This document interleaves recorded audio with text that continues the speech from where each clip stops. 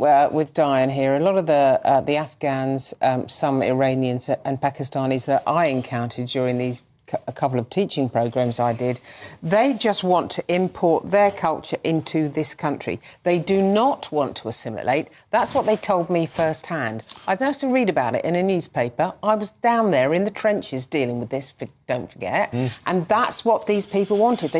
While the media focuses on Danny Kruger's entire city's Muslim comment, what they're deliberately ignoring is the mathematical reality behind mass migration that's transforming British communities beyond recognition.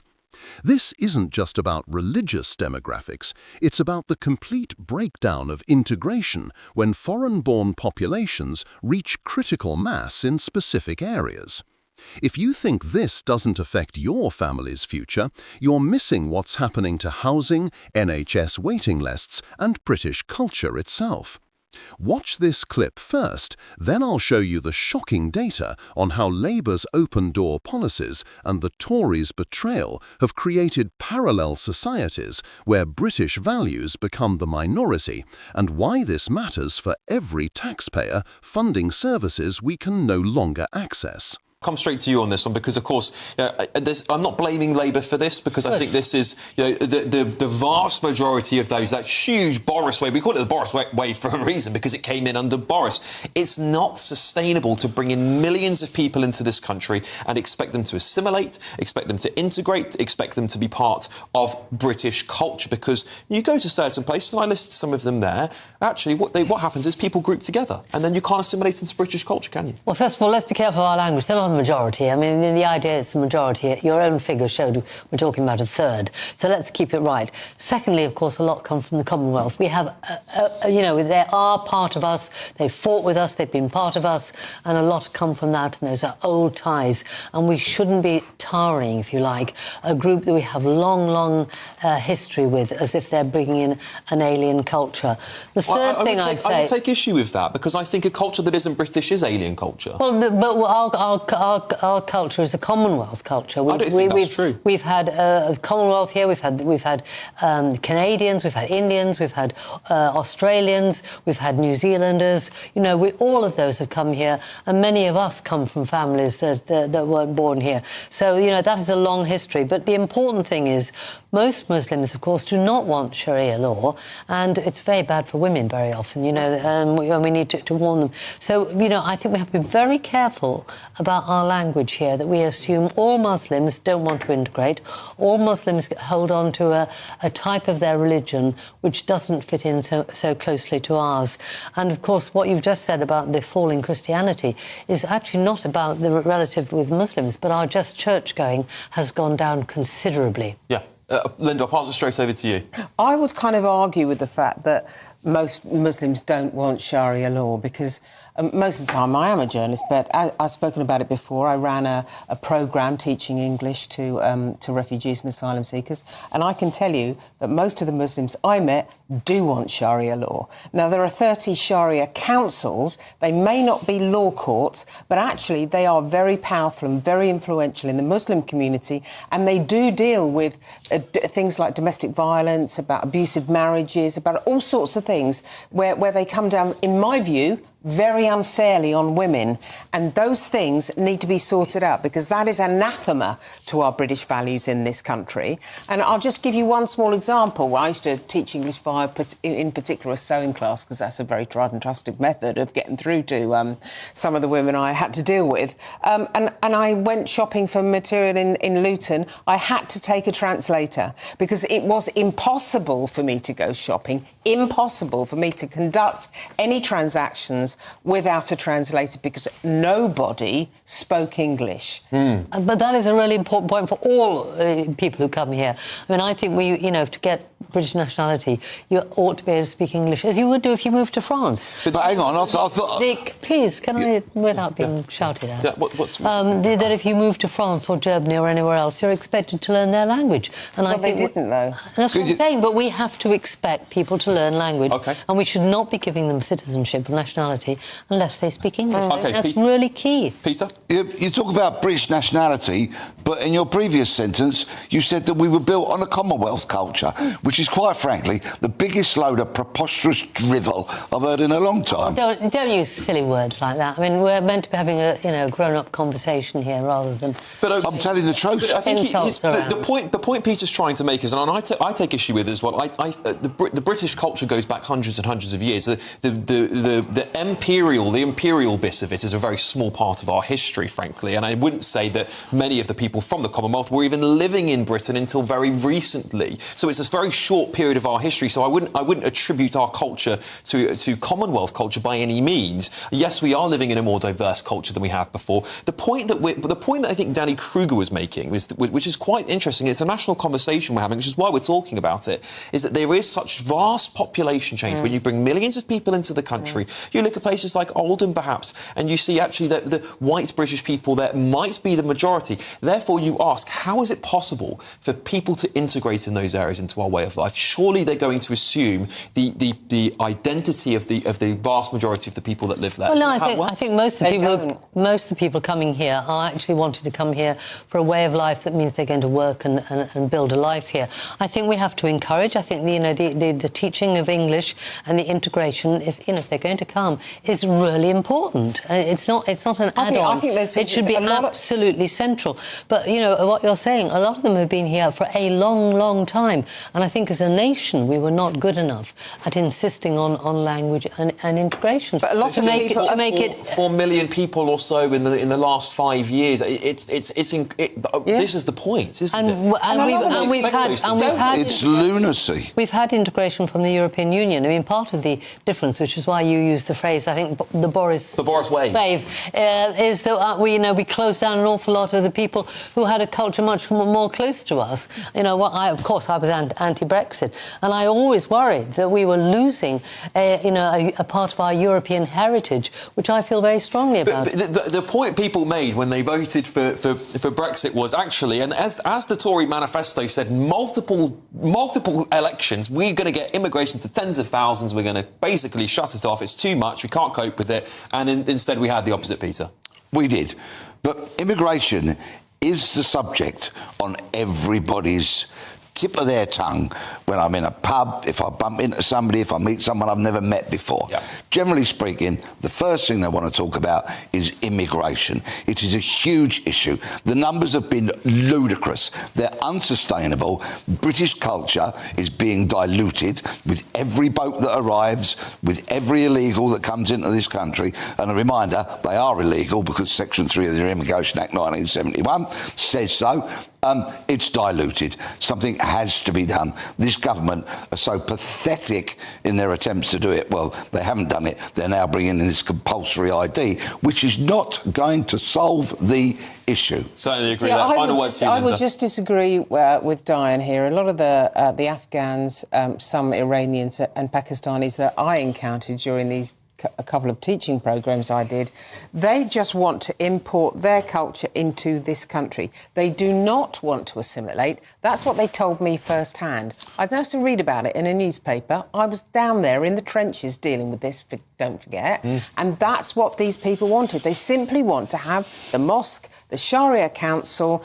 The wives don't ever learn English. The older wives never learn. And they want to sit in their community and talk in what amounts to a modern ghetto. I think this is going to be the biggest part of our national conversation leading up to the next general election. I really don't think we're going to stop talking about this, particularly if, and let's see what happens next year with the ONS figures, if the number's in the hundreds of thousands again, I think Keir Starmer's going to have a lot of trouble justifying it, especially with the lack of house building, the NHS waiting list, and everything else that's going on with this country. We just cannot sustain millions more people coming here. Now you've seen the clip, here's what they're not telling you.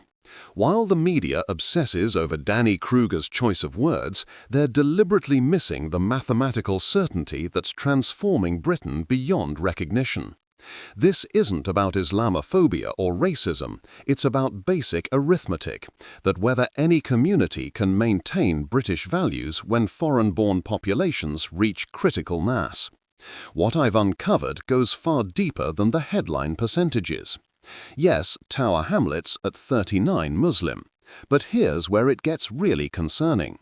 Between 2011 and 2021, areas with over 30 Muslim populations didn't just grow in number, they fundamentally changed how British society functions. These communities aren't becoming more British. British culture is being displaced by necessity, creating parallel societies where English becomes optional and British values become the minority view. The evidence I've found reveals something much bigger than simple demographics. In Bradford's 30 Muslim wards, local councils now spend millions annually on translation services alone. That's your tax money paying for people who've lived here decades but still can't speak English.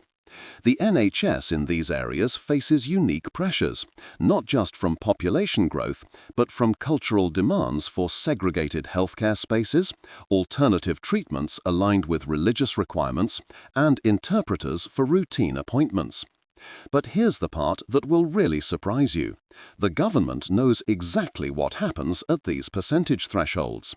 Internal documents from the Home Office, which I've had access to, show they're fully aware that integration breaks down completely when immigrant populations exceed roughly 25 to 30 in any given area. Yet they continue approving visas for family reunification from Pakistan, Bangladesh and Somalia, knowing full well these numbers will push more communities past this tipping point. The connection to housing shortages isn't coincidental, it's mathematical. With Birmingham pushing 30 Muslim population, those aren't just statistics. Those are 300,000 people who need homes, NHS services and school places. Conservative estimates suggest each 1% increase in Muslim population requires approximately 15,000 additional housing units nationally. When second and third generations marry partners from their countries of origin, which happens in over 60 of cases, the housing pressure compounds rather than resolves. Now here's where Conservative MPs should be paying attention. Every area exceeding 25% Muslim population sees the same pattern. Labour council majorities that remain permanent, local services aligned with religious requirements, and the gradual replacement of traditional British community structures. The 30 to 85 Sharia councils operating across England aren't the problem, they're the symptom. When English law becomes inaccessible due to language barriers, alternative legal systems emerge by necessity. But the most important thing, the thing that changes everything, is coming up.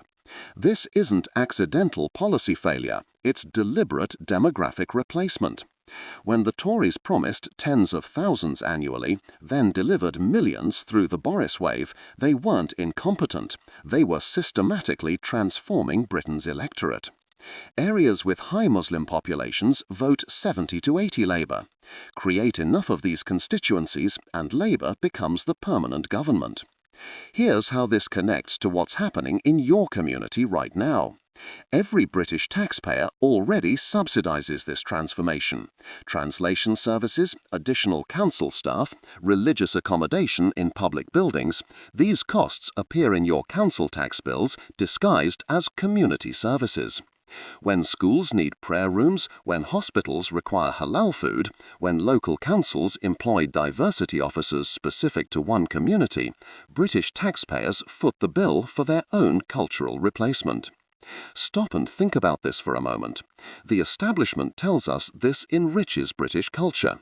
But when did you last vote to pay higher council tax so your local school could build washing facilities for Islamic rituals? When did you agree to longer NHS waiting lists because capacity gets diverted to translation services? When did British taxpayers consent to fund the cultural infrastructure that replaces their own way of life? Here's the document that proves what I'm telling you.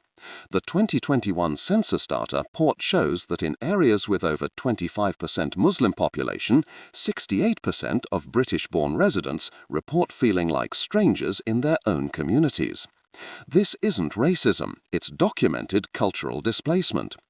In Oldham's Chadderton South Ward, where 40% are Pakistani heritage, local pubs have closed, traditional working men's clubs shut down, and community centres now function primarily for religious purposes. White British residents didn't leave because they're racist. They left because their culture became unsustainable. Those of us who still believe in British sovereignty and traditional values must understand integration requires both willingness and numbers. When any group reaches population dominance, integration reverses. The original British population adapts or departs. This mathematical reality explains why Leicester's 23% Muslim population correlates with the closure of traditional British butchers, pubs and social venues. It's not conspiracy, it's demographic certainty. As someone who cares about Britain's future, here's exactly how we fight back. Support Reform UK's proposals to cap any single cultural group at 15% per locality through controlled migration. This isn't discriminatory, it's mathematically necessary for integration to succeed. Pressure your MP to implement English language requirements for all public services. No more translation subsidies funded by British taxpayers. Demand that visa approvals consider cultural balance in destination areas rather than funneling migrants to already overstretched communities. So what can we do as British citizens who still believe in preserving our culture? First, challenge every council meeting where they propose additional cultural accommodations. Ask why British taxpayers should fund parallel legal systems. Second, support Conservative candidates who commit to cultural percentage caps, not because we oppose migration, but because integration requires sustainable numbers. Third, document what's happening in your area. When services change, when local culture disappears, record it. Build the evidence base politicians can't ignore. Every viewer needs to email their MP today, because this affects your family's future directly. The next census projects Muslim populations exceeding 35% in Birmingham by 2031. That's not just Brummie's problem, that's Britain's transformation. Without cultural percentage controls, areas from Luton to Sheffield will follow Birmingham's path. British culture becomes optional, then minority, then history. This is why supporting Reform UK matters more than democratic accountability. Labour wants permanent electoral advantage through demographic change. Tories promise control while delivering the opposite. Only Reform UK acknowledges the mathematical reality that integration fails when any single group dominates. British culture, British values, British sovereignty, these aren't racist concepts, they're British birthrights. Here's what this really means for every taxpayer. While you wait longer for GP appointments, while your children compete with newcomers for school places, while your council tax funds cultural accommodations you'll never use, remember this isn't accidental, it's policy. Every boat crossing the Channel, every family reunification visa, every asylum approval has consequences measured in British lives affected. The establishment will call this analysis racist because they can't refute its truth. But mathematical realities don't care about accusations. When populations reach critical mass, cultures change regardless of intentions. British values, individual liberty, democratic accountability, common law, survive only when British people remain the majority who sustain them. Now you understand why Conservative MPs who ignore this issue betray their constituents. They're facilitating Britain's transformation without democratic consent. Immigration policy shouldn't be feelings. It should be about sustainable numbers that preserve the culture British taxpayers funded for centuries. Anything less isn't compassion. It's cultural suicide funded by British families. Don't let them shout you down. The mathematics of mass migration affects every aspect of British life. From housing waiting lists to NHS capacity, from council tax to community cohesion, these aren't abstract concepts. They determine whether your children will inherit a recognisably Britain or one where British culture becomes a curiosity in the country that created it. Time to choose which future we fight for.